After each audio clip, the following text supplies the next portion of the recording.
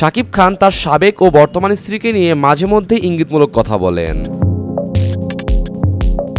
সম্প্রতি এক সাক্ষাৎকারে বুবলি জানালেন শাকিবের বাসায় তাদের একসঙ্গে সময় কাটানো হয়েছে। বুবলি আরও বলেন, শাকিব খানের বাসায় আমার উপদিদির সাথে দেখা হয়। অনেক সময় হয় কি আমরা একই অনুষ্ঠানে হাজির হয়েছি, সেখানে আমাদের দেখা হয়ে যায়। তাদের সাক্ষাৎকারের সময়টি কেমন হয় জানিয়ে বুবলি বলেন, আমাদের দেখা হলে সেখানকার পরিবেশটা খুব স্বাভাবিক থাকে। শাকিব খুব পজিটিভ থাকে, বিশেষ করে জয় ও শেহজাদ খান বীরের ঘনিষ্ঠ মুহূর্তগুলোতে সে পাশে থাকতে চায়। অপু বিশ্বাসের ছেলে আব্রাহাম খান জয়কে বড় ভাই মানেন শেহজাদ খান বীর। এ বিষয়ে বুবলি বলেন, তারা দুজনেই নিজেদেরকে ভাই হিসেবে চেনে।